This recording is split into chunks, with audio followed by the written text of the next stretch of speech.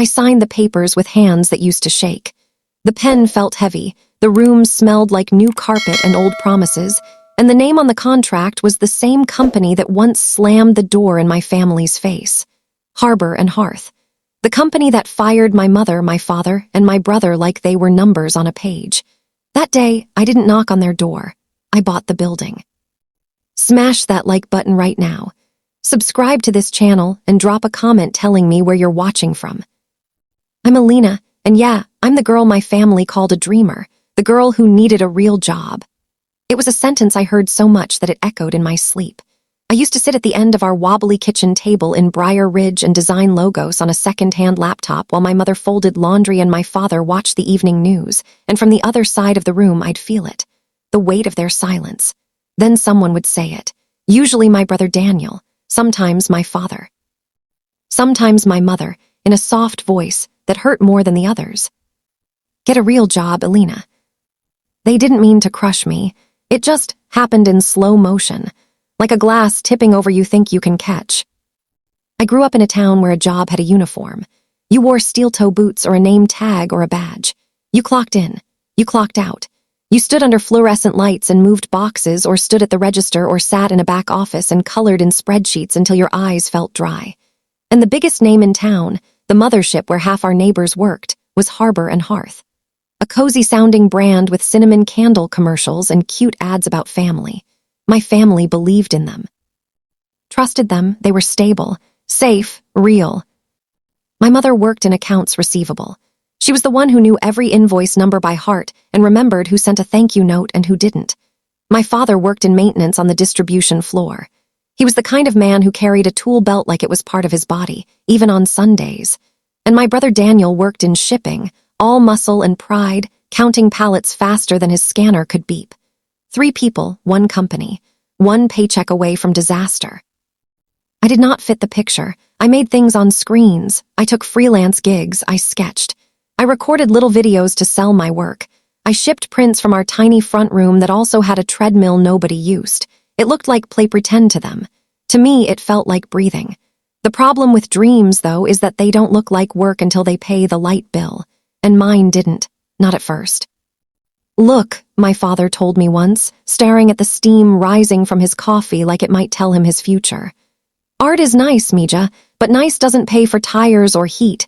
You're smart. You could get hired at Harbor. You could get benefits. A routine. Dad, I said, I'm building something. Out of air, Daniel said from the doorway, laughing. Come on, Len, it's time to grow up. I swallowed the words I wanted to say because sometimes silence feels safer than a fight. But that night, I stared at my ceiling and felt that old ache crawl through my bones, the one that says you're not enough. The one that remembers every time you came up short and adds them together like they're proof. I wasn't lazy. I was learning. And if you've ever tried to turn a dream into rent money, you know what I mean. It's not neat. It's not cute. It's eating noodles in a cold room and saying yes to work that pulls you in 10 directions just to stay in the game. It's a little victory that nobody sees because it lives in your inbox. I will never forget the night my mother picked up one of my business cards, just my name in a simple font, and used it as a bookmark in a coupon flyer. Her fingers were gentle. She didn't realize what it meant. I looked at that folded card like it was a cracked tooth. I still feel the sting. But here's what they didn't see. I was getting better. I took a course on my phone. I found a mentor in an online group. Her name was Tasha, a woman in Chicago who made her first million-selling printable planners. She liked my work and told me 3 words that saved me. Make it simple. I stopped trying to impress other designers and started trying to help regular people. I made templates people could use. I listened, really listened, to what my tiny audience asked for. When they said, I wish I had a way to organize my week that doesn't feel like homework, I made that. When they said, I don't know what my brand is, I built a little kit to find it. The night orders crossed 100, I cried on my kitchen floor. Then my phone buzzed with a message from a woman named Ari at a small home market in Portland. She wanted to buy my templates wholesale and bundle them with handmade home goods. She wrote, Your style feels like Harbor and Hearth, but honest. I laughed at the comparison, but it stuck to me like tape. Honest. The word echoed. A week later, I set up a tiny booth at the Briar Ridge Community Fair. No fancy banner, just a borrowed tablecloth and a stack of sample prints. People stopped. They smiled. They asked questions. I talked until my voice felt worn out. I saw the thing I'd been waiting for, faces that lit up because of something I made. Real faces, not likes on an app. When the sun went down, I counted cash I didn't expect to make and drove home with the window down, hair flying, music up. I thought, this is my real job. When I walked in, Daniel looked up from the couch, his feet on the coffee table like he owned the air in front of him. "How much did you make?"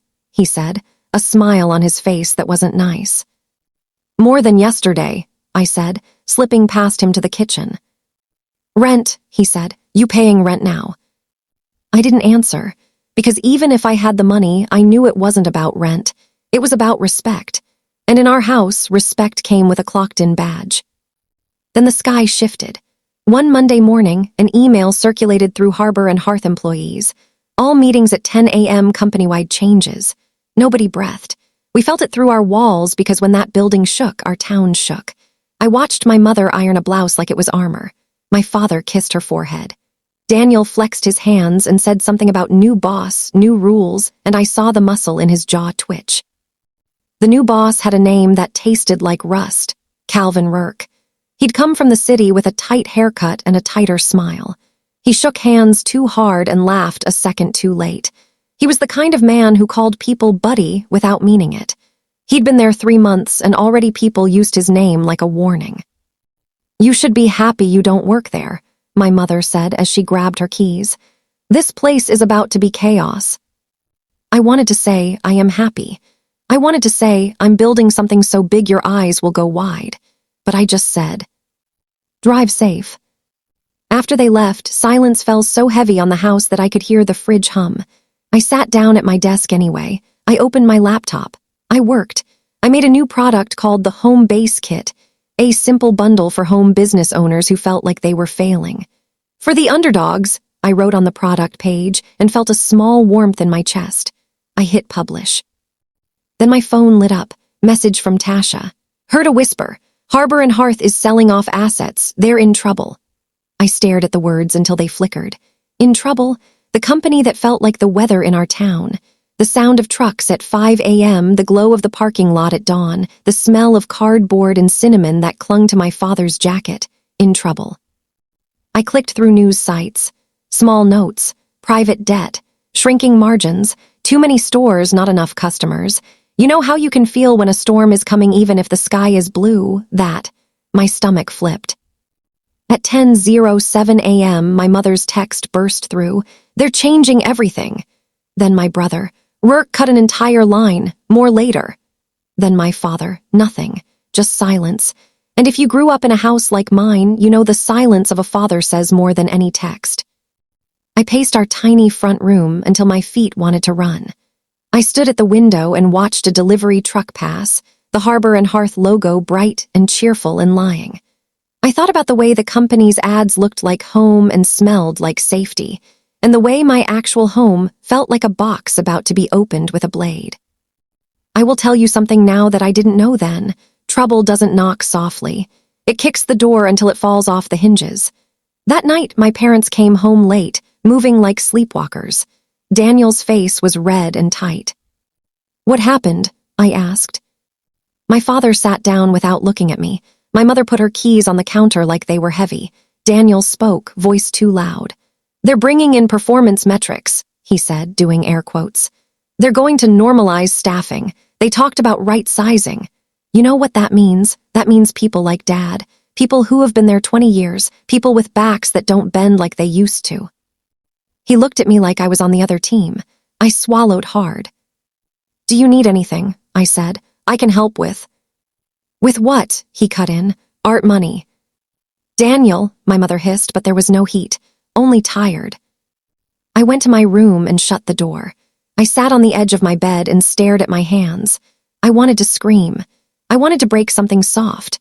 I wanted the world to see the blueprint unrolling in my head, because in that moment a new thought crawled into my mind and refused to leave. If Harbor and Hearth was weak, it could fall. If it could fall, it could be caught. If it could be caught, who would catch it? Not me, I thought. Not me. That was a game for people in suits who had lunch meetings. People who shook hands like Calvin. People who had last names that opened doors. Not me with my second-hand laptop, my little online shop, my sticky notes on the wall like a kid's art project. But the thought stayed, like a song you can't get out of your head. The next day, Tasha called me. "I have a friend," she said, "who invests in broken things and makes them work again. He told me Harbor's credit line is getting strangled. If someone came in with cash and a plan, they could buy pieces." She paused. "Sometimes you don't have to catch the whole building, just the weight-bearing wall." I laughed. "Tasha, I sell digital planners." "And you sell hope," she said. "Don't you forget it." That week, the tension in our house stretched tight as piano wire. My father stopped humming when he shaved. My mother started leaving the radio on late at night like noise could keep the dark away. Daniel began to run in the mornings, calves slamming the pavement, like if he ran fast enough he could outrun a layoff. And then, on a Wednesday, it happened. I was in the grocery store when my phone buzzed with a message I never wanted to see. A list, names, my mother, my father's, Daniel's. A reduction, effective immediately. I stood there in the aisle with a basket full of apples and rice and felt my throat close. My palm went cold around my phone. Somebody walked past me, humming. The world didn't end, but a part of mine bent. I called my mother. It rang. It rang again. She answered on the fifth ring, voice flat. "We're coming home," she said. "Do you want me to pick you up?" "No," she said. "We need to finish some paperwork." Paperwork? The word did something mean in my chest. I hung up and stared at the cereal. The colorful boxes looked like a joke. When I pulled into our driveway, their cars weren't there yet. The house felt like it was holding its breath. I walked inside, put the groceries on the counter without seeing them, and went straight to my desk. I opened my laptop. I opened a blank page. I typed 5 words I had no right to type and yet couldn't stop myself. "I am going to buy them." I stared at the sentence.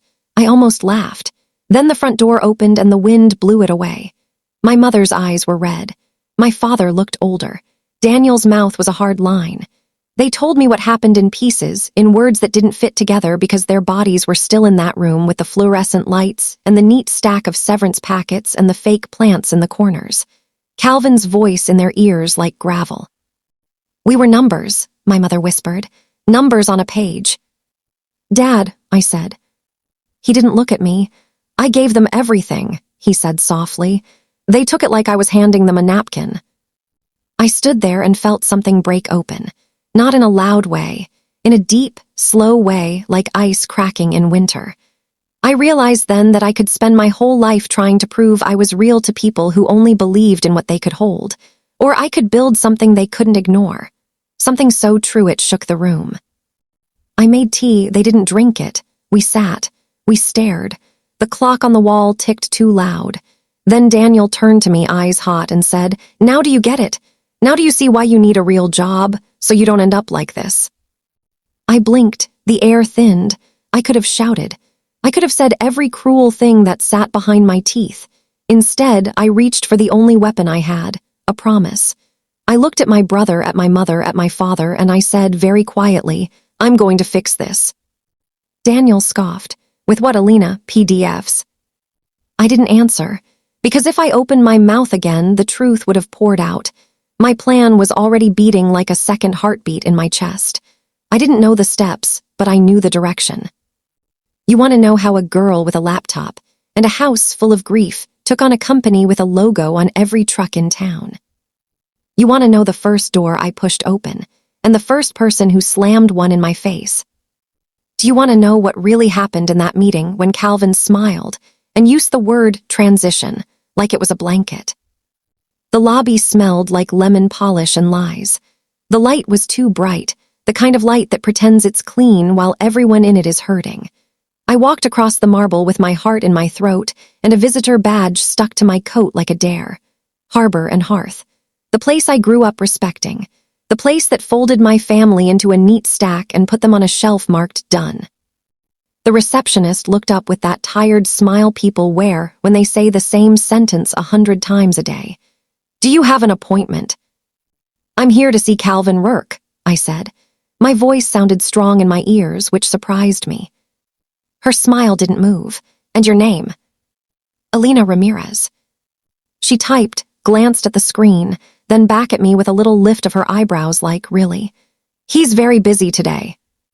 I can wait, I said. I'll wait all day. I sat down on a chair that tried to be soft and wasn't. Time stretched. Men in suits walked past in a hurry that made them look important. Women with folders walked past with eyes that didn't look up. I thought about my father fixing a conveyor belt in this same building, my mother answering a call and making someone feel like they mattered, my brother with his scanner beeping like a heartbeat. I thought about how fast a life's worth can be counted backwards. 40 minutes, an hour and 20. Then a man with a badge that said Trent came out with a clipboard held like a shield. Ms. Ramirez. I stood. 5 minutes, he said. Mr. Rourke can spare you 5 minutes. 5 minutes. The amount of time it takes to decide if you're going to jump into a storm or go home and pretend you didn't see the clouds. I followed him into an office with glass walls that looked over the floor like a watchtower. Calvin Rourke stood up behind a desk that could have been a boat. His smile was the one you put on for photos. Alina, he said, like we were old friends and not strangers on opposite sides of a line. Mr. Rourke, I said, and sat without being asked. He took his time, smoothing his jacket, glancing at a screen. I apologize for the circumstances with your family, he said, like he was reading condolences from a card. These are hard transitions. Transitions, I repeated, tasting the word like something bitter. He tilted his head. Words matter, he said. We are moving the company forward. Sometimes that requires right sizing. It's never personal. It felt personal, I said, my mouth dry. It was my mother, it was my father, it was my brother. Calvin steepled his fingers. I can't speak to individual cases. Then speak to this, I said, leaning in. You cut 3 people from one family in one day, in a town where this company is the spine. Do you understand what that does to a house, to a dinner table, to the way a man looks at his toolbox? He studied me for a second, and I watched something pass through his eyes. Not guilt, not understanding, something like annoyance. Alina, he said softly, I know this has been emotional, but we have data, we have metrics. Your father's department had a 14% productivity gap. Your brother's line had compliance flags. Your mother's unit is being consolidated to the city. These are business decisions. We don't make them lightly. I felt heat crawl up my neck. You're talking about them like boxes you push around on a screen. That is, quite literally, how operations work, he said with a small shrug. Look, I heard you're an influencer. He made it sound like a disease. I run a small brand, I said. I build tools for people who feel lost. I sell hope. His mouth twitched. Well, that's cute. Meanwhile, we sell products to millions. You sell a story, I said. You wrap it in cinnamon and smiles and call it home. But I've seen the real home this week. It's not your ad, it's the silence after a layoff. Something flickered in him. You asked for 5 minutes, he said, voice cooling. What do you want? I want you to look at me, I said, and understand you didn't just cut costs. You broke a town, and I also want you to know something else. He waited. I'm going to fix it. He smiled then, not a nice smile. With your digital planners. With a plan, I said. With people you threw away, with a building you think is a pile of numbers. I'm going to catch what you drop. His jaw tightened. This meeting is over. I stood. I could have said 100 things. I could have screamed. Instead, I looked at the whiteboard behind his head, phrases scribbled in marker. Divestments. Asset 14 digital store. Graybridge Partners soft circle. Warehouse 4 month to month. Trent moved to block my view, but the words were already burned in. Graybridge, Warehouse 4, soft circle. I didn't know what it all meant yet, but it would. Calvin buzzed Trent. Please see Ms. Ramirez out. We walked back into the bright lobby. The receptionist didn't look up.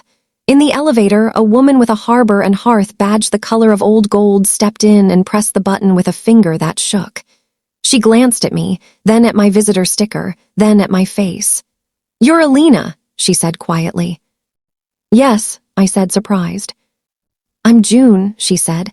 HR, I shouldn't say anything, but She paused, eyes on the numbers changing above the door. Watch Warehouse 4, and if you ever see the name Lorcan Logistics, ask why. The doors opened. She stepped out.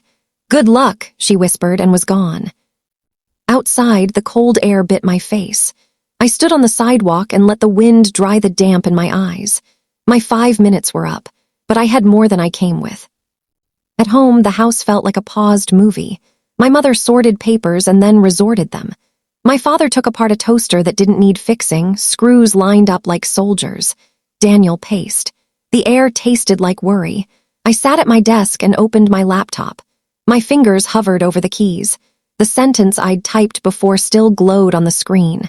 I am going to buy them. It looked impossible. It looked like a joke. It also looked like the only door open in a hallway full of walls. Tasha, I said when she picked up, connect me to your friend. That night I saw Evan Hale's face on my screen, late 30s, calm eyes, a voice that didn't rush. Tasha speaks highly of you, he said. She says you make things people actually use. I try, I said. He leaned back. Tell me why I should care about Harbor and Hearth. Because it's not just a company, I said. It's a town. It's steady hands and tired backs and coffee at 5 a.m. It's 3 paychecks that turn to air. It's a brand that sold home while forgetting what home is. He nodded once. And what do you want to buy? Whatever they're selling before they understand what it's worth, I said. Pieces, a digital store, a lease, a story. I'll take the parts that still have a heartbeat. What do you have? He asked. Cash, assets, contracts. I laughed, but it broke in the middle. I have a small product line, a loyal audience, a town that's furious, and a head full of work. Not enough, he said, not unkind. But there's a path. Show me proof of demand, not comments, not likes, dollars. How much? $250,000 in 72 hours, he said. Pre-orders, real money. If you can organize that, you have leverage. I'll match with a bridge, contingent on a sane plan and a clean acquisition target. My stomach dropped and lifted at once. 72 hours. He smiled a little. You asked for a door, here's one. When we hung up, I didn't breathe for 5 seconds. Then I moved. I built a page on my site called Home Base Fund. I made a video in my kitchen with the ugly light on because I wanted it honest. I told the story. I didn't make anyone a villain. I didn't have to. I said, if you've bought a candle or a blanket or a promise with the Harbor and Hearth logo, you know what it felt like. Warm, safe. This is a chance to make that real. This is a pre-order for a new start. Every dollar goes to building a place that hires the people who made your home smell like cinnamon. No pressure, only if it matters to you. I set up perks, a founding family card, a tour of the warehouse when we got one, a seat at a long table we would build with our own hands. I called it the Home Base Kit, organizers, planners, small goods designed by the people you might see in the aisles of the grocery store. No fluff, no lies, just work. I sent the link to everyone I knew. I messaged Ari in Portland. I posted in the local group. I texted a list of 10 people and asked them to text 10 more. I called the community center and asked to rent the hall for Saturday. I taped a hand-lettered sign on the church bulletin board because sometimes the internet is not enough. Launch day, my hands shook as I hit publish. My mother stood in the doorway of my room, watching like she used to when I took my first steps. What are you doing? She asked.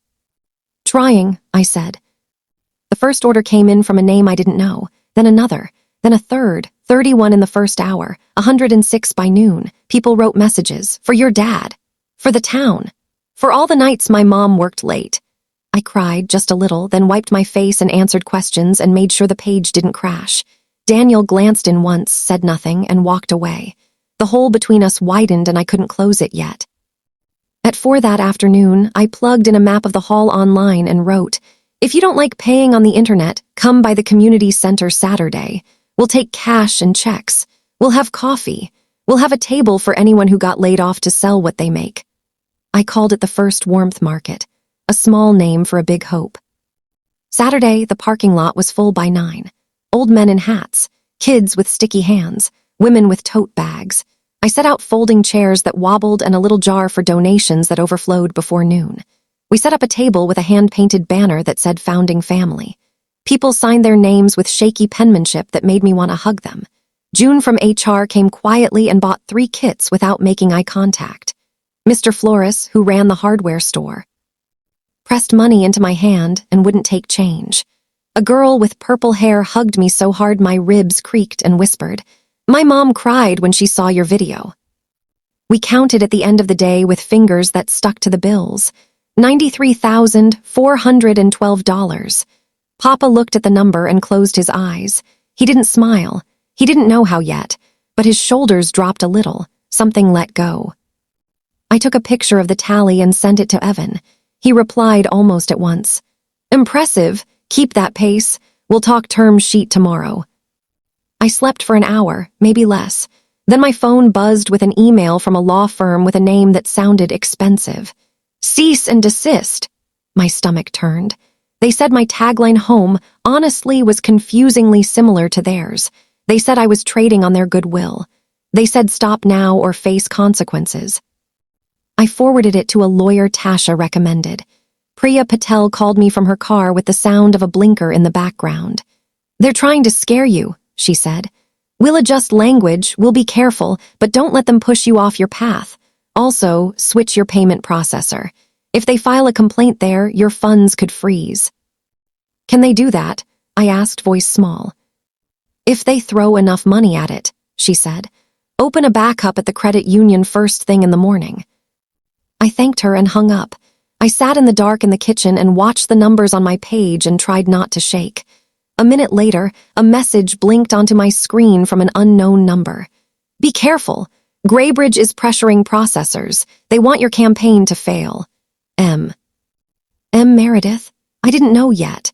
But 20 minutes after midnight, my screen refreshed and the balance number on my payment dashboard turned to a gray square with a word I wanted to tear in half. Held. They froze it. My throat closed. The little green light that had felt like hope went red. I felt the old ache, the one that says you're not enough, whisper against my ear like a draft under a door. They wanted me to quit. They wanted me to sit down. For a heartbeat, I thought about it, just one heartbeat. I didn't. When your lifeline freezes, you learn who you are. I learned I was the kind of woman who put on yesterday's coat, drove to the credit union before the sun got up, and stood by the door with a thermos of coffee until the manager arrived. Rosa Mendoza unlocked the glass with a smile she had to earn every day. "Do you have an appointment?" she asked. "I have a problem," I said, "and I have a town behind me." We sat in her office while the teller lines built up. I showed her the page. I showed her the receipts. I showed her the email with the gray square and the word held like a bruise. "They froze your funds based on a complaint," she said, reading with tight eyes. "Sometimes they do that when they sense risk. Sometimes they do that when someone whispers loud enough." "Can you help me?" I asked. My voice almost cracked. I didn't let it. She picked up the phone. She called their vendor. She said my name like it meant something. She nodded. She took notes. "We can open a merchant account here. It won't be instant, but we can do same-day deposits for checks. Cash, obviously. And we can set up an online form by tomorrow. Meanwhile, do not stop. People are watching, and people feel big when they help. Don't take that from them." By noon, we had a plan.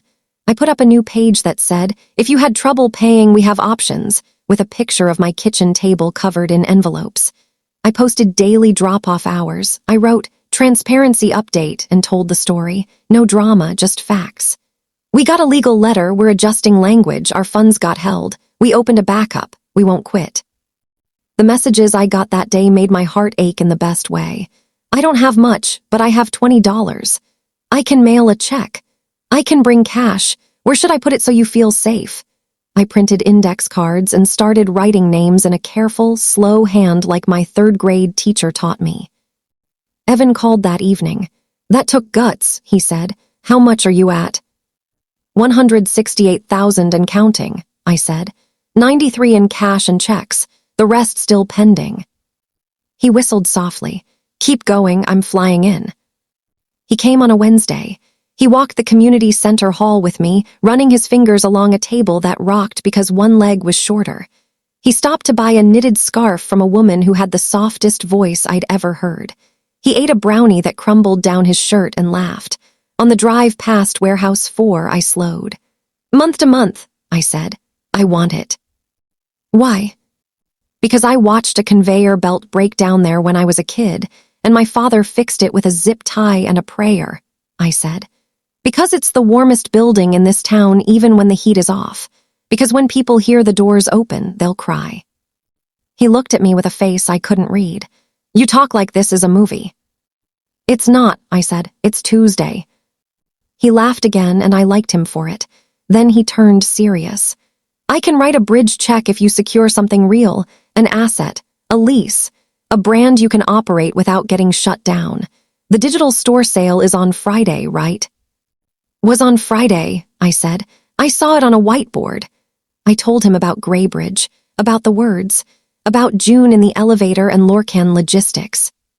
"I know Graybridge," he said, eyes narrowing. "They don't buy small pieces unless they see a play. Watch your back." "Priya's watching," I said, "and there's someone inside who keeps sending me small warnings. Initial M." He nodded once. "Good, now show me a plan." We sat at my kitchen table with Tasha on a laptop screen, her hair in a messy bun and her eyes bright like she'd slept in hope. We mapped it out. Imberline. The name fell out of my mouth and stuck, a line of ember across a cold town. "Drop anything that touches their trademarks," Priya warned us. "Use new words, keep your story. You cannot be confused with them. You are not them." We wrote it big on a paper. We are not them. Evan put numbers next to my dreams. "How many kits can you ship in the first month? How many people can you hire? Where will you store inventory? Who's your 3PL if Warehouse 4 falls through?" I answered with guesses until he made me turn them into facts. We called vendors and got quotes. We asked 3 local carpenters to price out racks and tables. We asked my father to list the tools he needed to make a conveyor belt move again. He wrote each item down with care and didn't joke once. Then I met Meredith. She asked me to meet at a coffee shop 3 towns over. "I can't be seen with you," she said. "You look loud right now." "I can be quiet," I said. She laughed and then didn't. "I joined Harbor and Hearth when it smelled like cinnamon for real," she said, cupping her cup like it could warm more than her hands. "We made things. We wrote checks to people with last names on the warehouse doors. Now I sign papers that take the air out of a room." "I think you're the M who texted me," I said. She didn't deny it. "Calvin is selling the digital store to Graybridge in a private sale. It will look clean, it is. There's a side arrangement. The board doesn't know or they don't want to know. Lorcan Logistics, his brother-in-law, overpriced by 20%. Watch procurement minutes 4B if you can get them, and one more thing." She slid a tiny envelope toward me like a spy. Inside was a lease term sheet photocopy, Warehouse 4. "Month to month. The landlord hates their late payments. If you get there first with a better deposit, he'll take it." "Why are you helping me?" I asked. My voice was softer than I meant it to be. She stared into her coffee.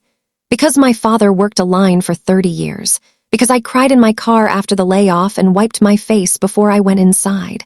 Because I don't want to need a new job with a secret burning a hole in my pocket." She looked at me then. "And because you remind me of who we were before the logo got shinier than the people." I found Mr. Porter, the landlord, the next morning at his office with the fake plant and the leaning blinds. "They are always late," he said, shaking his head at the paper. "I'm old. I don't like late." "I can wire a deposit today," I said. "I can pay the first 3 months. I can put my name on the door." He squinted at me. "You're a slip of a girl." "I'm a storm," I said before I could stop myself. He laughed so loud his secretary jumped. He slid the lease across the desk. "Don't make me regret this," he said. I signed with a hand that didn't shake. I walked out with a copy in my bag and called Evan in the parking lot.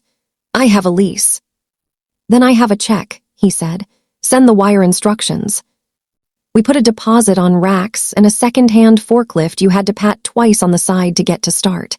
We called 5 laid-off employees and offered them short-term contracts to help with setup. 3 cried. 2 didn't. All 5 said yes by the end of the day. We were moving, and then the email hit like a brick through a window. "Due to unforeseen circumstances," it read. The Asset 14 sale process will not proceed to open auction. A buyer has been selected. We appreciate all interest. The buyer, I learned 2 hours later, was Graybridge. The sale had been done in the dark before we even stepped into the room. I sat on the floor of the empty warehouse, the concrete cold through my jeans, and let my head fall back against a wall someone had once painted a happy blue. They moved the table, I said when Evan answered. There was never going to be a chair for me. We pivot, he said. We build our own table. But the customer lists, I said, choking on the words. The digital store, the everything. People aren't lists, he said. They're names on index cards on your kitchen table. He was right. It didn't make the sting less sharp. I stood up. I wiped my face. I walked to the big warehouse doors and pushed them open. The sound they made was a groan like a body standing up after too long on the ground. Light poured in. Dust rose. My chest cracked open a little. Okay, I said to the empty air. Okay. We announced the new name that night. In Berlin, I wrote. Because we carry a line of heat through the cold. Because we are not them. People cheered in the comments. They used fire emojis like a joke and like a prayer. We sold more kits that night than the day before. I clicked to a slide with a single sentence. Protect what you build. In the last month, I said, our studio has experienced something that many of you have experienced. An idea left our building before it was ready to walk. A phrase that felt like our fingerprint showed up somewhere else, wearing different clothes. It happens. The city is a small place, but sometimes it does not just happen. The room was still. You could feel the confession dragging oxygen into a shape everyone wanted to touch. I clicked to another slide, a screenshot of a subject line with my dots. The sender line blurred for the audience. For now, the recipient clear, Z, gray at vespergris, calm. In an effort to understand, we did what any careful studio would do, I said. We documented, we marked, we made sure we were not guessing. We asked for help from a partner. Aurora's name appeared on the screen with her permission and a small wink she had sent me, and we set a clear boundary. I turned my head and found Aurora in the crowd, smiling, hands folded like she was watching a play she had read the script for. I clicked to the next slide, 2 phrases circled on 2 different posts. Soft thunder, second nature. We didn't make a scene, I said gently. We made a file. We waited. Then, when we could tell a clean story, we chose to tell it now, here, not to point fingers, but to draw a line. I let a beat pass. The room breathed with me. The line is this, I said. Do not steal. Do not whisper. Do not walk into people's rooms, take their work, and carry it into other rooms like a prize.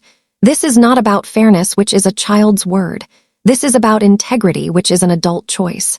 If you do this, you will be seen. You will be named. I heard Sienna shift in her chair. I didn't look at her. Not yet. I clicked to the next slide, and my voice was very calm. The sender of that email with our deck, I said, works for me. A ripple, not a gasp. A ripple like wind through grass. The press phones lifted a little, then lowered again, like they were listening. She signed a promise, I continued. A promise to protect our work. She broke it. And because I believe in daylight, I will tell her name now. I paused because this was the part where I tested my own heart. I wasn't here to ruin. I was here to reveal. Sienna, I said, my assistant, my stepsister. It hung there. The word stepsister did something to the room. It made it sour and sweet at the same time. People leaned forward. They love family. They love mess. I would not give them mess. I clicked to the last slide. Not her face, not her email. A picture of my studio. My team at the table with pizza and hope. The caption, we build in the light. This isn't a takedown, I said softly. It's a stand-up. My team is small. We're good. We work hard. We protect what we make. If you are on our side of the line, welcome. If you are not, step back. It was quiet for a beat. Then the first clap. Then more. Then the whole room, not thunder, something else. Something like rain on a roof when you're safe inside. I stepped back from the mic. I glanced at my mother. Her eyes were wet. Greg looked like someone had unplugged him and plugged him back in. Sienna stared at me like she was trying to decide whether to laugh or to burn. After the session, the hall turned into a mouth of voices. People came up to me and said things like brave and smart, and we need more of this. They handed me cards and I handed them back sincerity. Aurora hugged me with one arm, her other hand still holding a tiny water. "Clean," she whispered in my ear. That was clean. Nadia stood at my shoulder like a guard dog with an MBA. Mateo cried quietly in the way he does when art wins. Priya looked like she could run a marathon and not get tired. We had planned the backstage part 2. I asked the host for a quiet room, and she gave us a small, square space with 2 chairs and a table and a mirror that made your face look honest. I texted Sienna, "We need to talk." She came in 10 minutes later, face calm, dress unwrinkled. My mother and Greg were behind her like a soft wall. Nadia closed the door. For a moment, all you could hear was the muffled sound of the event outside, like waves. "How dare you?" Sienna said, very softly, so calm it made the hair on my arms lift. "How dare I?" I repeated. "You want to humiliate me? On a stage?" she asked, eyebrows lifting. "You've always wanted to be me, but this is new. This is dirty." I stared at her. Dirty? She had just said dirty. I breathed and told myself not to laugh. It wasn't fun. It was sad. "I didn't show your face," I said. "I didn't read your email address. I didn't call you a name. I held the door open and asked the truth to walk in." She rolled her eyes. "You're so dramatic." Greg cleared his throat. "Sienna," he said, voice low, "did you send those emails?" "I did not," she said, crisp. "This is a setup. They have always been jealous of me." "Show us your phone," my mother said, very quietly, like she was asking for salt. Sienna laughed. "No." "Show us your sent folder," Nadia said, kind and deadly.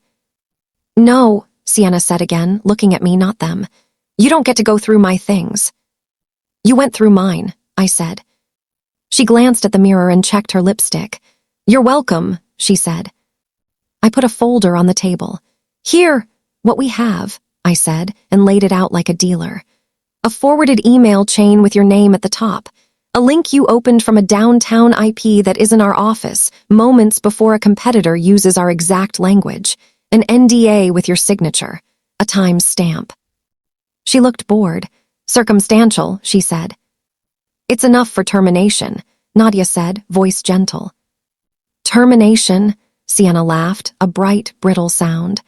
"You gave me an assistant job at your little company like it was a favor. You think I need this? It was charity." Greg flinched. My mother went very still. I turned to Greg. "Did you ask me to hire her?" I asked. "Be honest." He swallowed. "I suggested," he said. "I thought it would be good for both of you, a bridge." "A bridge," I repeated. "I understand." Sienna tossed her hair. "There, the truth," Daddy asked. "Hero big sister came through, you're welcome." "I am not a hero," I said. "I am a boss, and my assistant violated our trust." "You don't have proof," she said. Nadia laid down a final page. A printed email from Sienna's work account to her personal, with the Finch deck link inside. I didn't need to say how we got it. The system logs are not romance. They are fences, and my fence held. Sienna's eyes flicked across the page. A tiny pulse in her jaw jumped. Then she looked up at me like she was above it all. "So what?" she asked softly. "So what if I sent it? It's not a crime. Everybody shares, everybody samples. You're not original, Maya, you're just loud." I sat down because standing felt like I might float away. I folded my hands in my lap and felt them still. "I don't need to be original," I said. "I need to be honest. You were." She smiled with just her teeth. "What are you going to do? Sue me." "I'm going to do 3 things," I said, feeling the plan I wrote in the quiet of my kitchen rise to the surface like a whale. "First, I'm going to end your employment. Clean, immediate, with cause. Second, I'm going to ask you to sign a statement acknowledging what you did, so my team and my clients know we are not liars. Third, I'm going to ask you to make it right." "Make it right," she scoffed. "How?" "You're going to write a letter to Virio and Soleil and to my team," I said. "You're going to say you violated our trust. You're going to apologize, and you're going to ask them to hold Lumen harmless for your actions. And then you are going to put your head down and decide who you are." She stared at me like she couldn't believe my audacity. "No," she said. "Then we go public," Nadia said. "With compassion, with facts, we loop your LinkedIn, the press loves a thread. We don't want to, we will." Sienna turned to Greg. "Daddy." He looked torn. For a second, he was a man watching a storm that had arrived in his living room with no warning. Then he looked at me. "Is this true?" he asked, voice breaking. "Yes," I said. "I am not vindictive, Greg, you know me. I counted to 20 before I spoke today. I only speak when I can prove it." He rubbed his face. "Sienna." She folded her arms across her chest like armor. "You always pick her," she said, voice high and small. "Even before the wedding, you picked her. You were always impressed by how hard she worked. You always told me to be more like her. How could I? I'm not her, I'm me." The room shifted. For a second there she was. Not a storm, not a knife, just a girl who learned the wrong lessons first. My anger softened like ice in warm hands.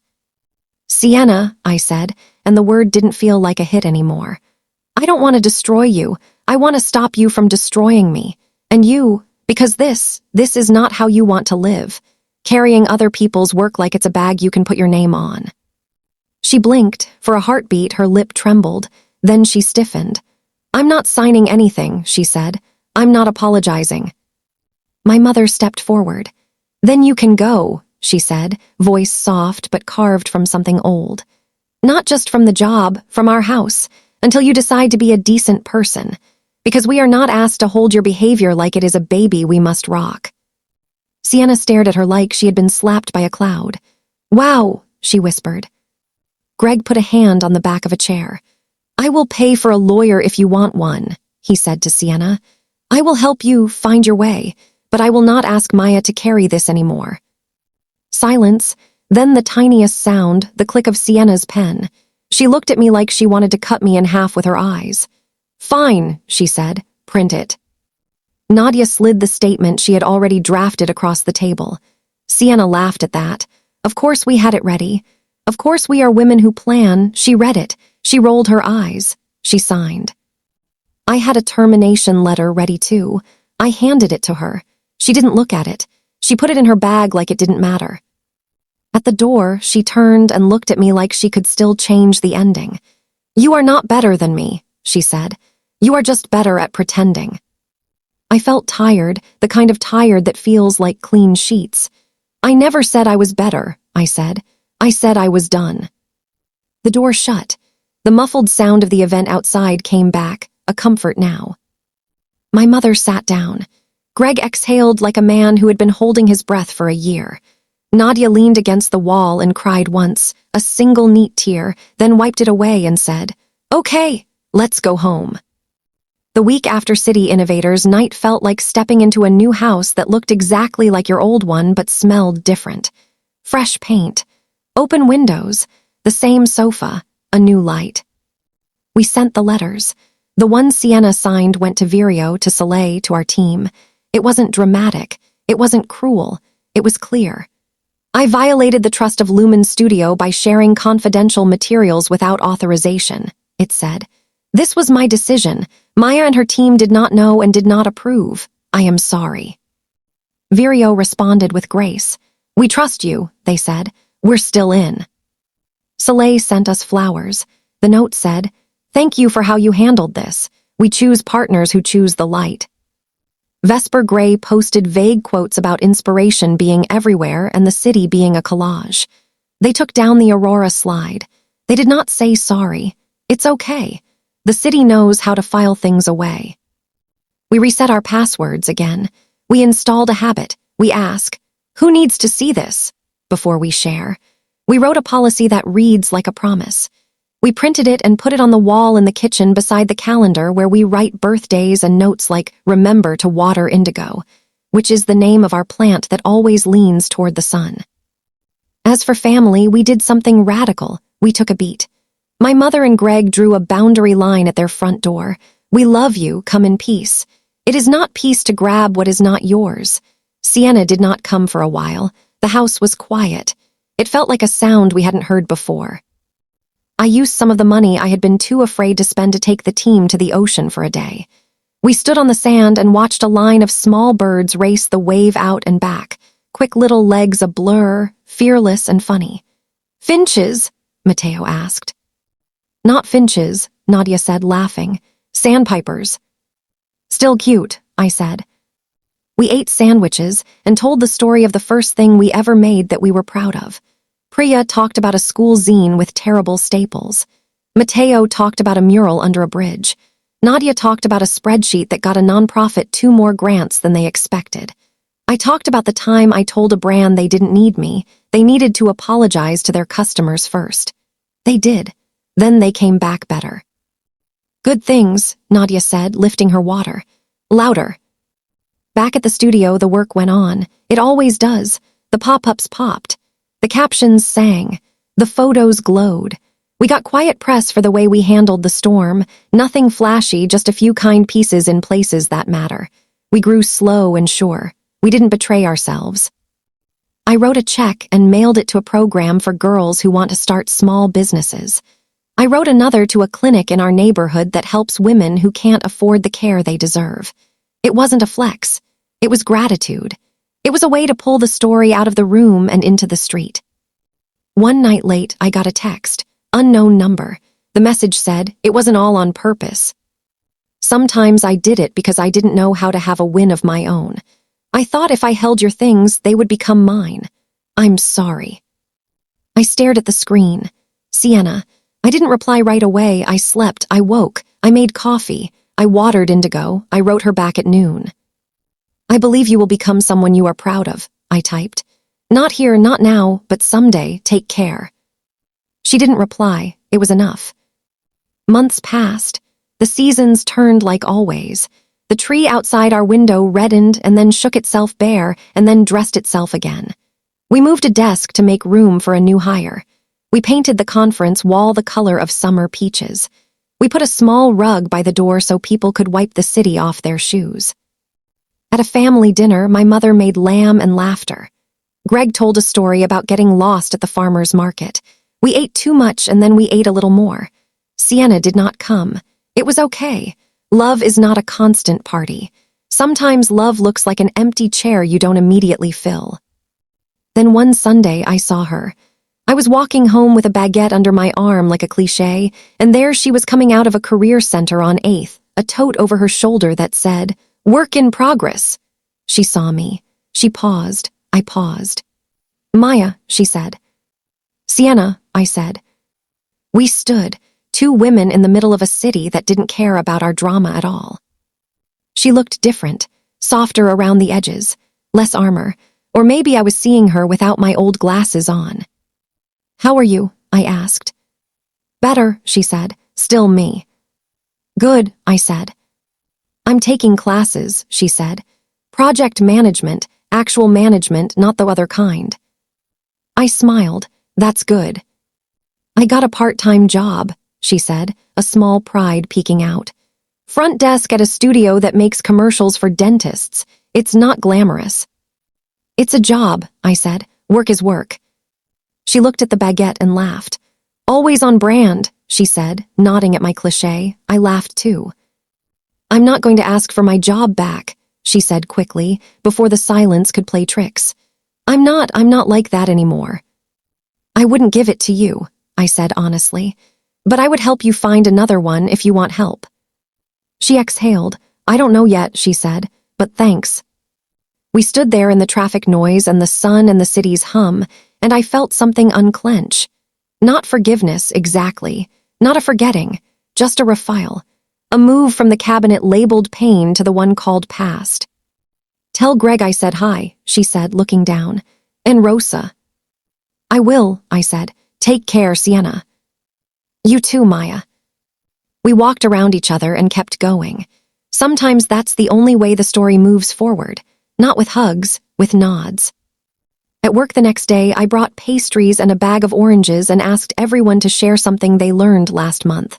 Priya said, "That soft can be strong." Mateo said, "That lines matter." Nadia said, That my boss is a stone-cold genius and also a marshmallow. We laughed. I said, that truth is not a weapon, it's a window. If you're brave, you open it. I want to say this plain, because you're here with me, and because maybe you need to hear it the way I needed to hear it 5 years ago. You do not have to let people tear up what you build just because they are family. You do not have to hold your breath in your own house. You do not have to give away your work to keep the peace. Peace that costs your soul is not peace. It's silence. When my stepsister told me I'd never be successful, I believed her for a long time. Not in my mind, in my body. In the way I flinched when someone said my name on a stage. In the way I hugged the wall in rooms with power. In the way I over-explained my ideas like apologies. I don't do that anymore. I hired her as my assistant not because I wanted to watch her carry my bag, but because I wanted to carry my own name without shaking. I wanted to see who she was now. I wanted to see who I was now too. What I learned is this: revenge does not have to be cruel. The best revenge is the life you build out loud. The best revenge is steady work and clean hands. The best revenge is a meeting where you speak the truth with a calm voice and let it land like a feather and a stone at the same time. I could have screamed. I could have burned 100 bridges just to watch them light the night. Instead, I did the boring thing. I documented. I waited. I spoke in daylight. And the city, this harsh, shining place, met me with a soft answer. Applause that sounded like rain. I am not a hero. I am not the villain. I am not better than my stepsister. I am different. I chose the light and then I kept choosing it, even when the dark was familiar and easy. If you're listening to this in your car, or washing dishes, or hiding in a bathroom after a fight, hear me. You can be kind and still say no. You can forgive and still set boundaries so sturdy they could hold a house.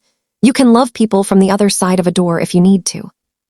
You can start small and become someone you would follow. Make good things louder. Say what you mean. Protect what you build. And when someone says you can't, write their words down on a napkin, fold it in half, and use it as a coaster for your coffee while you get to work. The world is watching, sure, but more importantly, you are. I still have the print on my wall. Make good things louder. If you ever visit our studio, I'll show you. We'll hand you a cup of tea and a seat and a pen that doesn't leak, and we'll ask you what you're building. We'll listen. We'll help. That's what we do. Thank you for being here with me, for sitting in the dark until the lights came on, for watching me tell the truth. And if you're somewhere with a staircase and someone at the top trying to make you feel small, look up, smile, and take the stairs anyway. There is a door at the top. It is not locked. Open it. I will not waste words, I said. You have the papers. You have the faces. You know what's right. You can choose money that counts the days until it leaves this town. Or you can choose a path that takes longer to explain and lasts longer when the cameras leave. You can choose to be remembered for more than a logo. I sat, someone coughed. The chair lifted the gavel. All in favor of forming the committee and placing Mr. Rourke on leave. Hands rose like hesitant birds, then steadier. 1, 2, 3, my ribs counted with them. 7, 8, 9, 10. The chair looked around the room like he didn't trust his own eyes. Opposed. Hands, fewer, not enough. Carried. The air left my lungs in a soft rush I tried to turn into a quiet breath. I didn't reach for anyone. I put my hands flat on the table and felt the wood like it was alive. Calvin didn't move. For a second, he looked human in a way that made my heart tilt without my permission. Losing strips you. He smoothed his tie like he could smooth the moment. He stood up carefully, not looking down at his hands like a man who refuses to see himself shake. "You're making a mistake," he said. It wasn't to me. It was to the room, to the river, to the idea of order. The chair spoke. "Mr. Rourke, you are on administrative leave pending review. Please surrender your badge to security." The words were gentle and sharp. Trent's face went pale, and then he turned the kind of red that makes you worry for a vein. He opened his mouth. Lydia's eyes cut to him, and he shut it. Calvin placed his badge on the table. It made a small clink that sounded louder than the gavel. He turned to leave. He paused beside me without looking at me. "You have no idea what you've started," he said softly. "I do," I said. I didn't say more. Sometimes you don't feed a story one more line. Outside the room, the hall felt brighter. Lydia hugged me like we were family who hadn't seen each other in years and forgot why we didn't call. "We're not done," she said into my hair. "I know," I said. "We're just allowed to try now." The committee met immediately in a smaller room with glass walls that made everything look like a fishbowl. They moved fast. They issued document holds. They called for bids. They asked for timelines. They did what committees do when they're scared and awake at the same time. Evan pulled me aside. "This is the window," he said. "We file our letter of interest for the attic and for a majority block if possible. We lock in the pension fund anchor. We line up the union credit. We make our numbers boring and true." "And we keep packing," I said. "We don't become what we hate."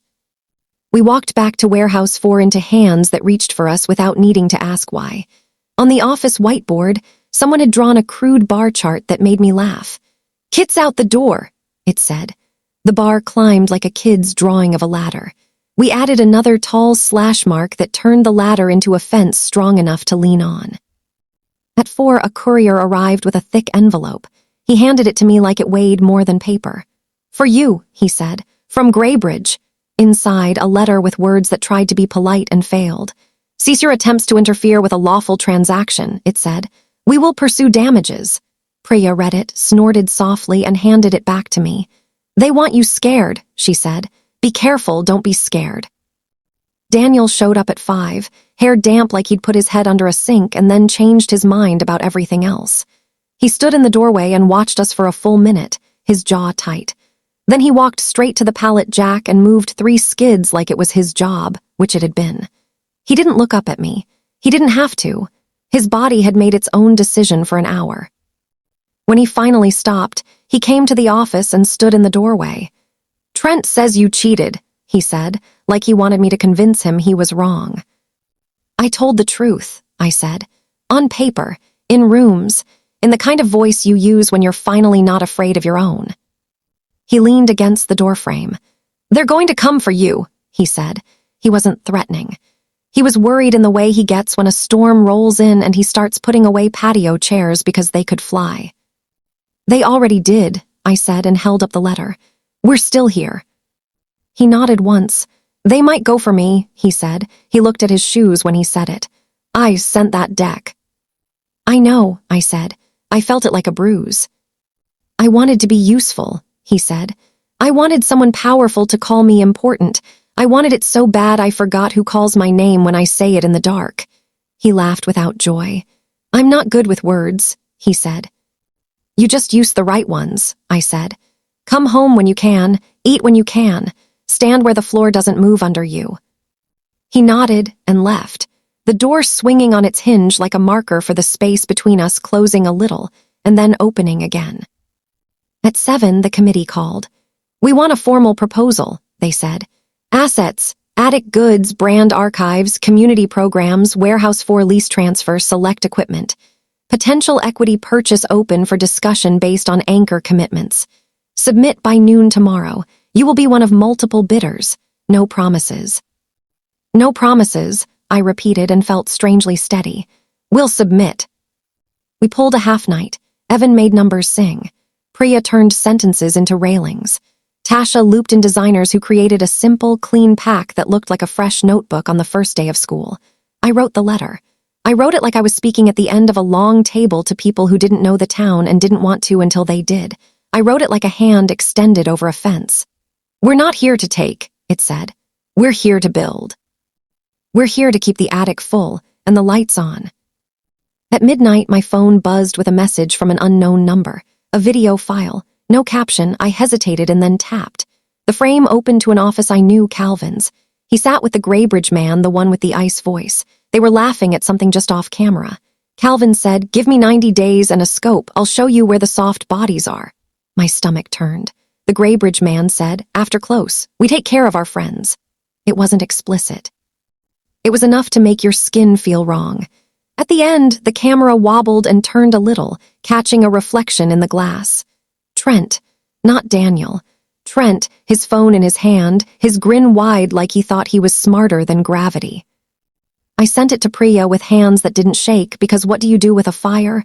You don't pour gasoline or water, you starve it of air. Chain of custody, she texted. Meredith, I wrote because I knew. She wants it clean. We can't use this in court without more, Priya said, but the committee can see it. They can smell it.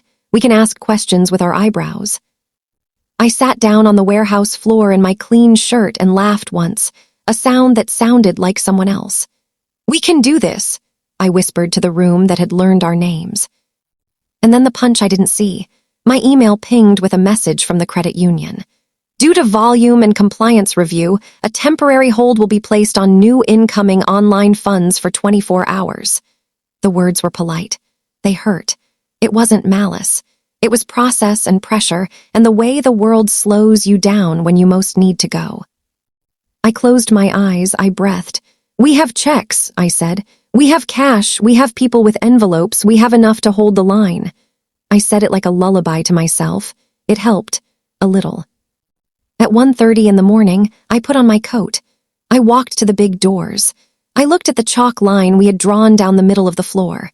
The words had faded under footprints and dust. I bent down and traced over them with fresh chalk until they glowed again. We are not them.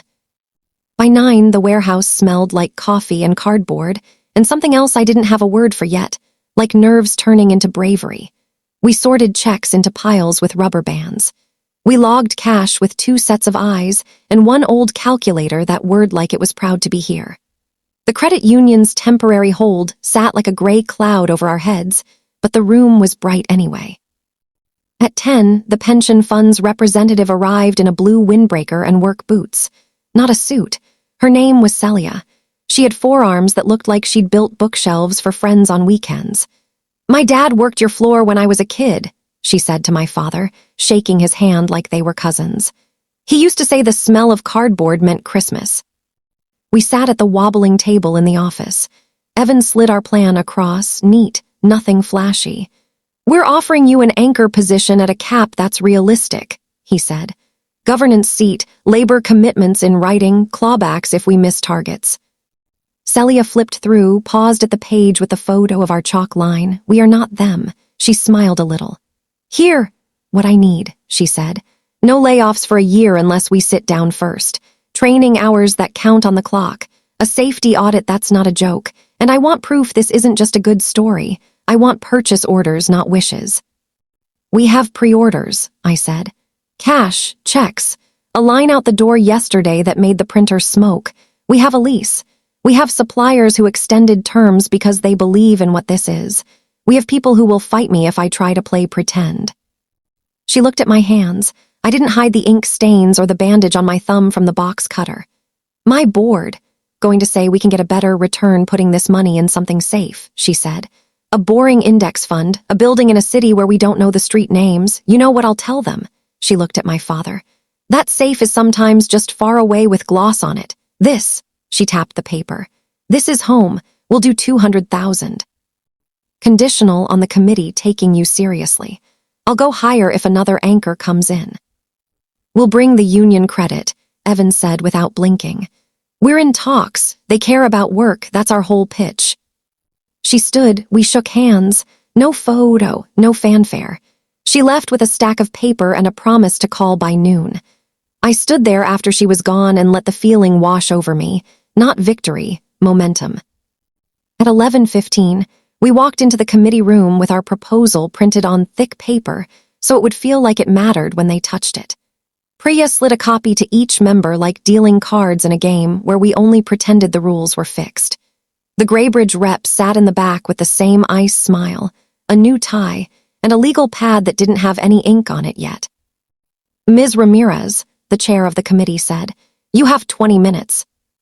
I didn't use a projector. I put the attic clause on the table so they had to lower their eyes to it. You undervalued the attic, I said. Recipes, community programs, archives. These were footnotes in your sale. They're the spine. You don't sell a story and keep customers. They follow the story. We're offering to buy the attic assets, the warehouse for lease, select equipment, plus a standing partnership agreement to fulfill legacy community events under Emberline's name, employing your people. We don't want your logo. We want your promise, and we'll keep it. Numbers, the finance member asked without looking up. Here, Evan said, sliding the boring pages across. Pre-order volume through physical collection and checks. $243,000 as of last count, plus held online balances of $90,000 pending release. Anchor commitments. $200,000 from the pension fund conditional, $300,000 from a community credit line, $250,000 from private local pledges, $300,000 from our operator's bridge facility. Uses.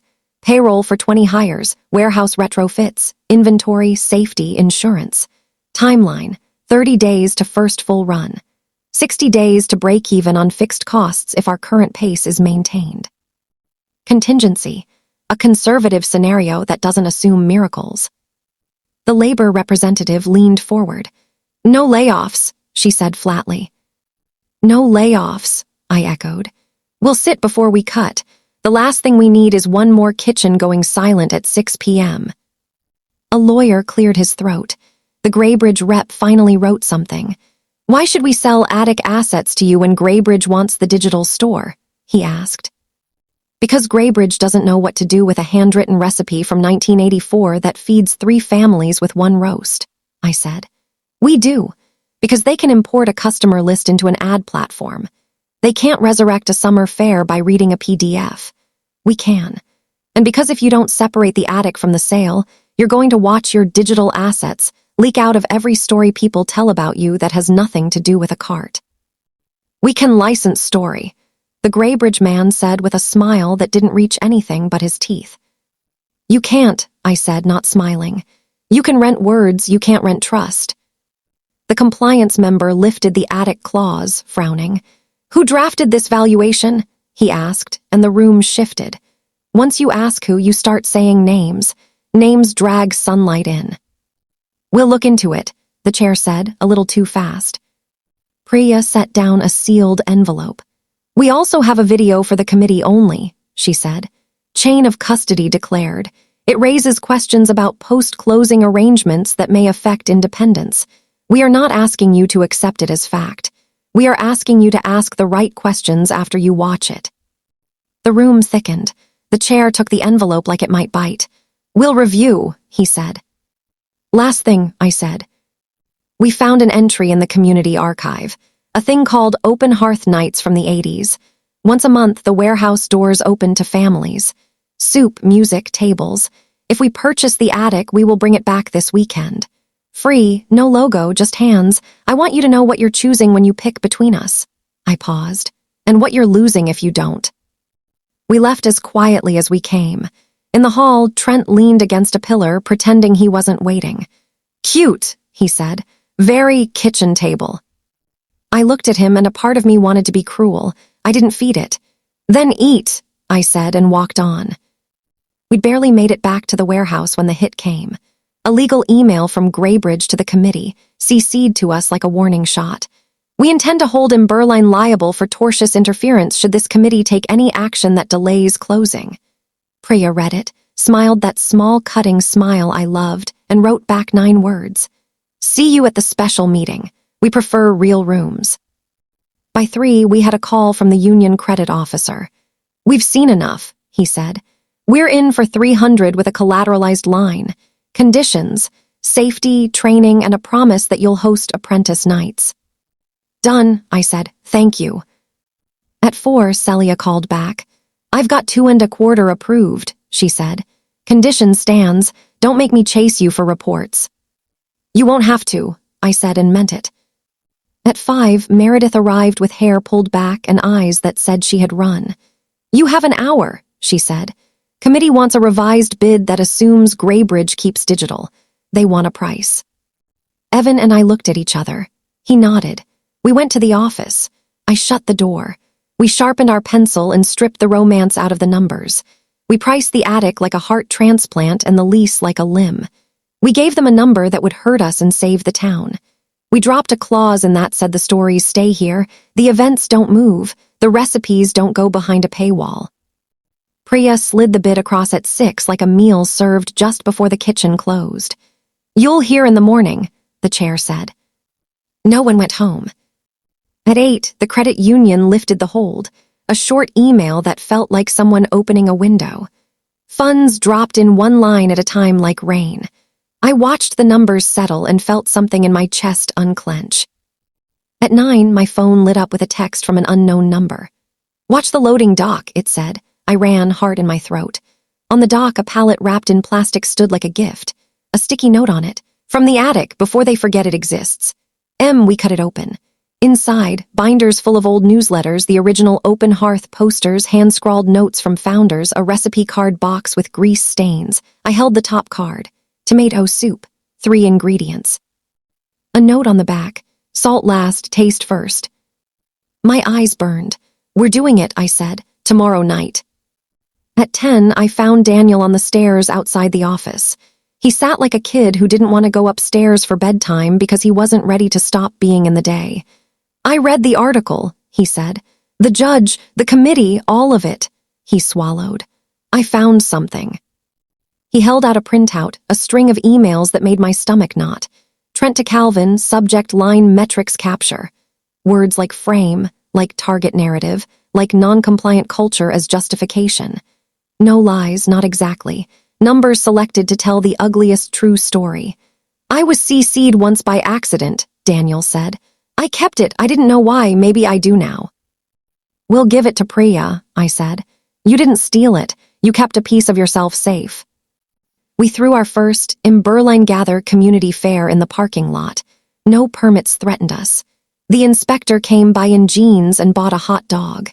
Kids chalked the words, "We are not them," on anything that would hold chalk. We added "We are us" under it, not to erase the first line but to complete it. Sana brought a ribbon from the paper that said "Best New Thing." We laughed and taped it to the coffee machine because why not? The coffee machine deserved it more than we did that week. And the rights offering, people came, not a flood, a steady stream, old men with careful pens, young women with bobbies on their hips, people who said, "What if I need this money?" We said, "Then keep it. There is no shame." And some kept it and some didn't, and some split it down the middle like they were cutting pie at Thanksgiving. We didn't judge. We just built the table longer. On a Tuesday, Lydia called. "You're at 22%, she said. "Do you know what that means?" "It means we can breathe," I said, and she laughed. "It means you can sit in the room," she said. "Not in a chair they let you borrow, in a seat with your name on it." At the next board meeting, my name card sat at the table. Not at the end, not at the head. In the middle, I touched it with my finger like a kid touching a seashell to see if it's real. The chair nodded at me. "Welcome," he said. "No speeches, thank God. I didn't have time for speeches that day. We had a shipment stuck at the dock because the trucker's alternator died and we needed to plan around it."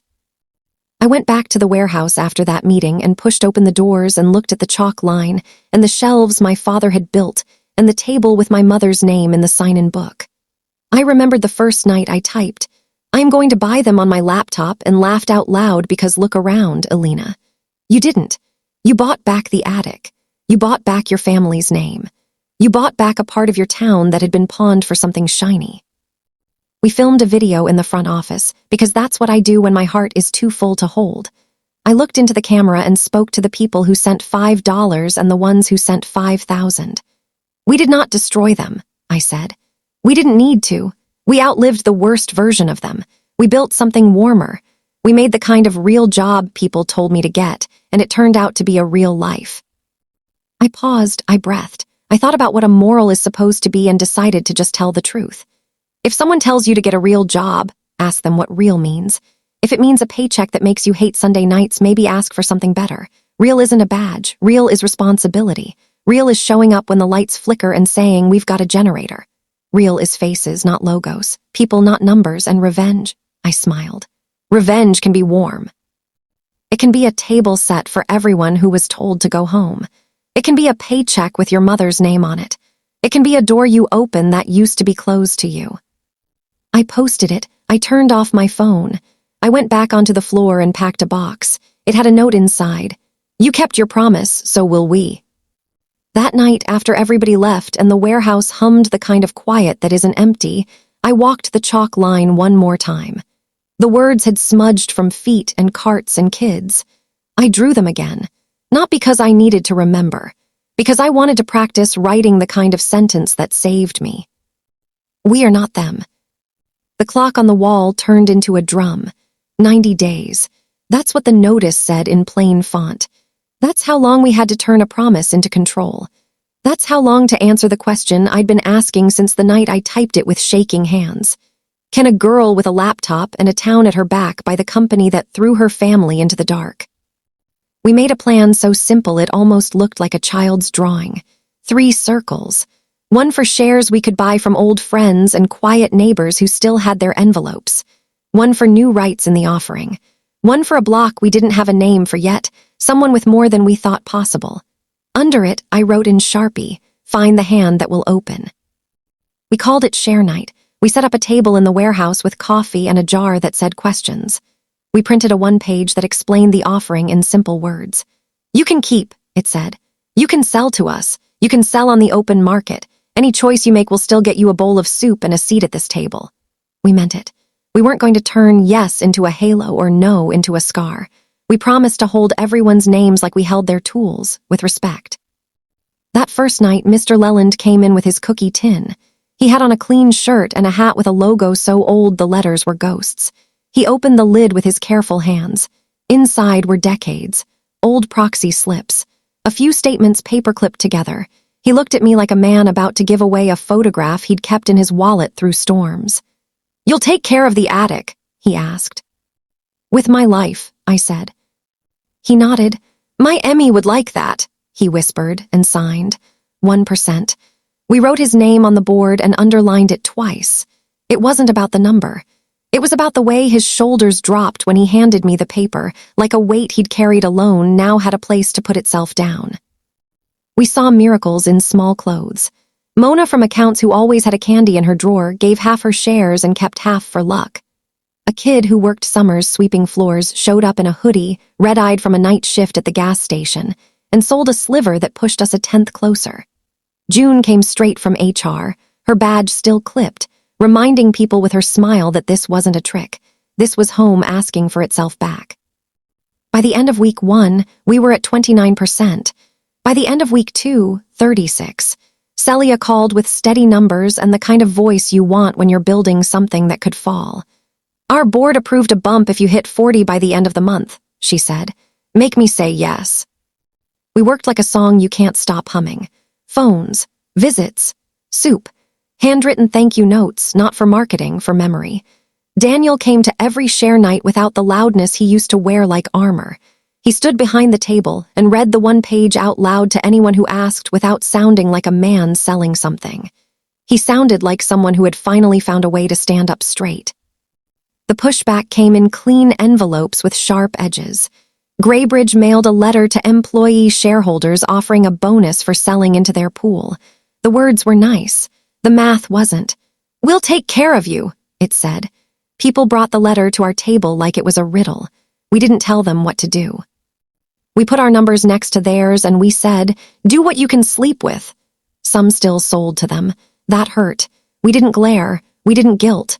We hugged and kept going. A rumor ran through town like a cold wind, that our funds weren't safe, that we were playing store, that when the lights flickered we would run. I printed our ledger and taped it to the wall with a sign above it. Money in, money out, names blurred, numbers clear. "We are not a rumor," I wrote below it. "We're a spreadsheet that cooks soup."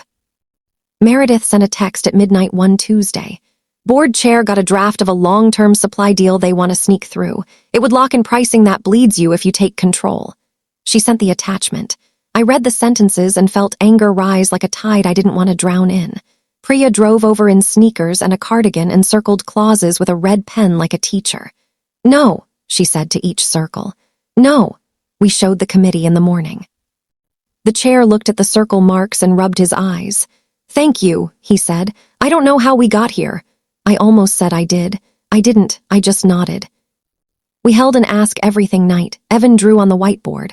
"What if the market drops?" someone asked. "Then we breathe and keep shipping," he said. "What if you have to lay off?" the labor rep asked, hard eyes, soft voice. "We sit first," I said. "We cut boxes, not people. We push our chairs together and we eat soup and we look at the numbers until we find a way." No promises we couldn't keep. No fairy tale dust, just sentences we could hold. At 42%, Celia called. We're in for the bump. 300 contingent on your audit. Don't make me regret this, she said, and laughed like someone who knows regret well enough to joke about it. Then we hit a wall. Shares stopped arriving. The town had given what it could. Graybridge had scooped who they could. We sat in the office 3 nights later staring at the circles like they were a math problem on a test that never ends. I tapped the 3rd circle block I don't know yet. The unknown. The hand we needed to find. He's out there, Evan said, like he was talking about a bird he wanted to coax closer. Or she.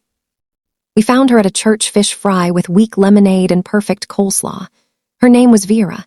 She was small and sturdy and wore her hair tight back from a face that had seen the inside of mills and PTA meetings and hospital corridors.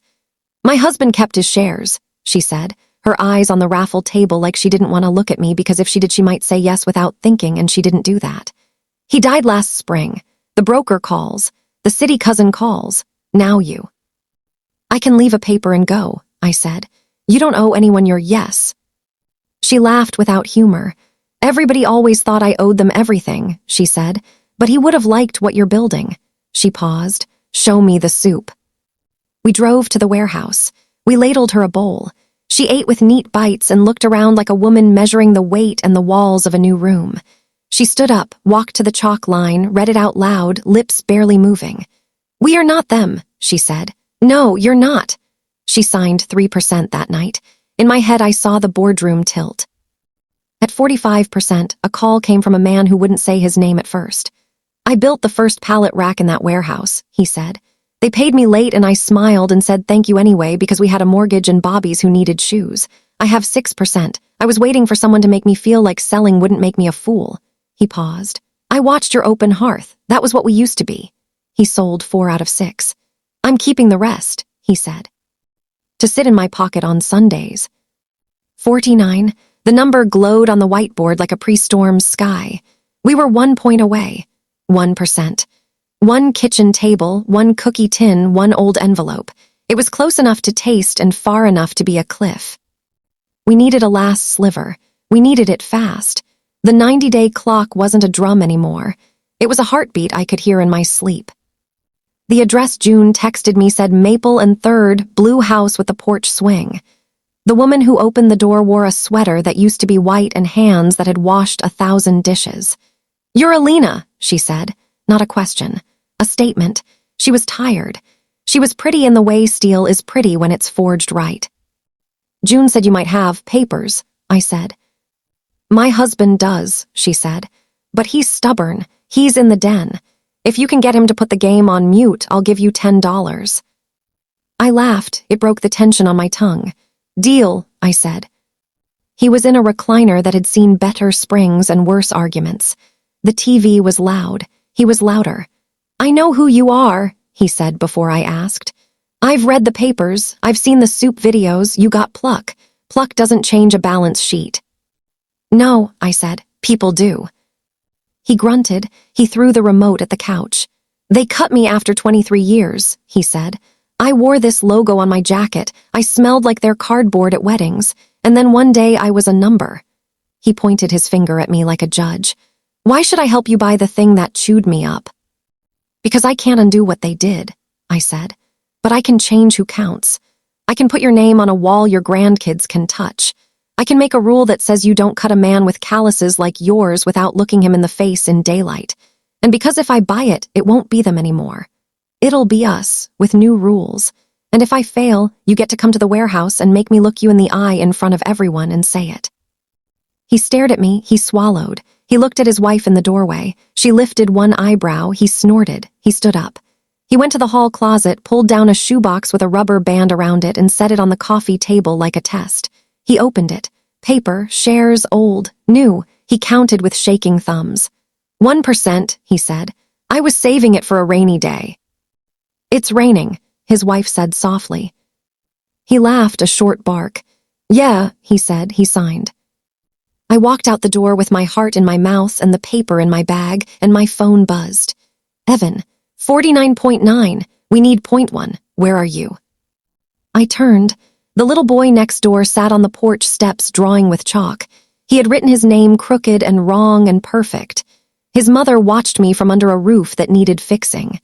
"Do you have shares?" I said, half joking, half prayer. She laughed. "I have laundry and a list," she said. "But my dad has a few. He never throws anything away. He lives 3 blocks over." June drove. We knocked on a door with peeling paint and a wind chime made of old spoons. A man with a smile that looked like it was saved for special occasions opened. "If you're selling something, I already have too much," he said. "We're buying," I said, "and only what you want to sell." He let us in. His living room was a museum of small things that matter mostly to the person who owns them. He had 2 shares, 2 small shares, 2 slivers that added up to what we needed and then some. He sat, listened, nodded. He didn't tell me a story. He didn't need to. He signed. He handed me the paper like a man passing a baton in a race he couldn't run anymore. I held the door frame and laughed and cried at the same time like a person who had been running in a dream and finally woke up and could feel her feet on the floor. "Thank you," I said. "Thank you." We drove to the warehouse with the windows cracked even though it was cold. The air felt like it was wearing a new coat. I ran inside. The whiteboard looked like a page from a book the town had been writing with cheap markers. 49.9. I took the marker and drew a line to the top. 50. Daniel whooped. My mother clapped her hands to her mouth. My father said something in Spanish that I won't translate because my grandmother would make me eat soap. My phone rang. "Lydia." "Bring the papers," she said. "Bring Priya, bring Evan, we're closing the rights. We're calling an extraordinary session." We walked into that building like a second storm, the kind that cleans the air instead of tearing roofs off. The boardroom smelled like lemon polish and change. The chair had a pen. The committee had a stack of documents. The council had a look that tried to be neutral and failed. "We have verified the rights," the chair said. "We have verified funds. We have verified tender forms." He looked at me like a person who has seen 100 deals and knows when one is new and old at the same time. "Do you understand what this means?" "Yes," I said. "It means we don't have to ask to sit down anymore. We bring our own chair." "Proceed," he said, voice quiet. I signed. Evan signed for the vehicle. Priya initialed like a drummer keeping time. Lydia watched with eyes that shone. The pen moved across the paper. The ink bled into the fibers. My hand didn't shake, not this time. The room was quiet except for the scratch of the tip. When the final page slid over, I looked at it and saw the name I had seen on trucks at dawn my whole life. Harbor and Hearth. I signed my name next to it. My name. Alina. The girl who was told to get a real job. The woman who bought the building. We didn't cheer. We didn't toss papers in the air like a cheap movie. We breathed. We thanked. We walked out into a hallway that looked the same and wasn't. Reporters stood. Cameras blinked. Flash, microphones, questions. I said the sentence that had carried me this far. "We are not them," I said. "We won't be. We'll take care of what they left. We'll make it warm again." Outside, the sky decided to be blue. Meredith stood by the steps, coat collar up, looking like a person who'd finally slept and could admit it. "I think I can stop whispering," she said. "You can come work for us," I said. "Head of integrity." She laughed, then saw I wasn't joking. "Integrity," she repeated, like tasting a new spice. "Yes," she said. "I'd like that very much." June cried and didn't wipe her face. "I want to run people," she said, then coughed. "Not HR, people." We laughed and wrote it on a sticky note, the most serious hearing letter in the world. Daniel stood next to me on the steps. He didn't say anything for a long minute. He just looked at the building with the name that used to spit him out like a seed and now had our hands on the door. "Operations," he said finally, voice careful, like he was trying on a shirt he wasn't sure fit. "Will you let me?" "I was waiting for you to ask," I said. "I saved the hardest job for you." He nodded. He swallowed. He looked at me like a brother again. I put my arm through his and we walked down the steps together. That night we didn't throw a party. We threw the doors open. "Come see," we wrote online. "Come walk the floor. Come stand where the forklift hums. Come put your hand on a rack and feel what metal feels like when it belongs to you." They came, old men in church shoes, kids in sneakers with light-up soles, women with casseroles because you can't walk into a new house empty-handed. We walked to the front desk and someone took a screwdriver and quietly unscrewed a small sign that said visitors and put it in a box. "We'll hang it in the attic," my mother said, and grinned. We hired apprentices. Kids who had been told they weren't college material built shelves that will hold boxes for years. We started a radio hour where we read old newsletters and new names and played songs from the 90s floor, tape, fuzz and all. We made a holiday kit that included a new candle we called Attic. Vanilla, dust, pencil shavings, something like sweet longing. It sold out in a day. We did not raise the price. My father carried a box of Attic to the front desk and kissed the lid like a man who knows a joke and a prayer share a roof. One night I sat in the office alone and watched a video on my phone from the first day I set up a table at the community fair. My sign was crooked. My shirt was wrinkled. My smile was a little too bright, trying too hard. I wanted to hug that girl. I wanted to tell her, it's going to be harder than you think and bigger than you can picture, and you will not be alone. I recorded a video then, for the channel, for the people who had been with me since the first founding family sign. For the ones who came in the middle and the ones who would find this in 3 years when they were up at night with fear, sitting on their chest like a cat that won't move.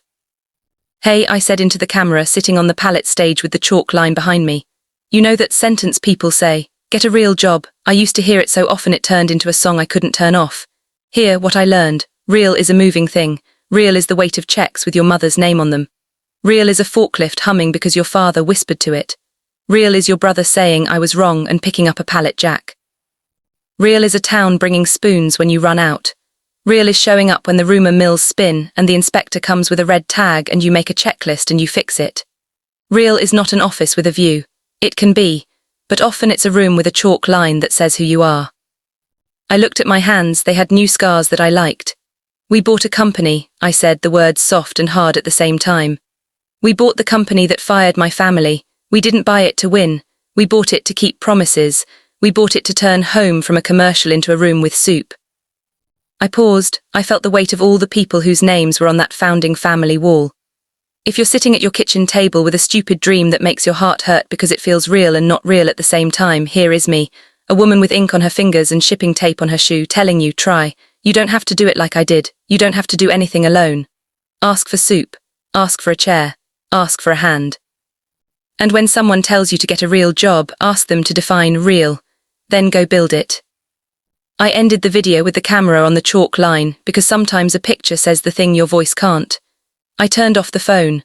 I sat for a minute listening to the building breathe. We did one last thing that I should have done a long time ago. We went back to Briar Ridge High and talked to the senior class. I stood in front of rows of kids in hoodies and headphones and hope, and I told them the story. I watched their faces when I said fired and bought and soup. A girl in the second row asked, "Did you ever think about quitting?" I said, "Every week," and they laughed and then went quiet when they realized I wasn't kidding. "It's okay to sit on the floor and cry for 10 minutes, I said. "It's not okay to let the floor decide who you are." We opened the floor to questions. A boy with hair in his eyes said, "What's the best part?" I looked at the ceiling. I looked at my hands. I looked at the teacher who had carried kids like me through hard days. "The best part," I said, "is walking through a door you used to stand outside." We went back to the building. The evening shift clattered like a kitchen. The lights hummed. The world spun without asking me. I picked up a roll of tape. I helped a woman I didn't know find the right box. I tasted soup. I touched the chalk line when no one was looking. "We are not them," it said. "We are us." And if you're watching this, if you can hear my voice, if you're at your own wobbly table wondering if your idea will ever pay the light bill, this is me. A woman in steel-toe boots with a badge she never thought she'd wear, telling you a thing that is both a promise and a dare. The realest jobs are the ones you build with more than your hands. They're the ones you build with your town, your family, your stubborn heart. They don't look like you expect. They look like you. We didn't burn anything down. We turned the lights on. We didn't destroy. We rebuilt. And sometimes that's the sharpest, warmest revenge there is. We are not them. We are us. And we bought the building.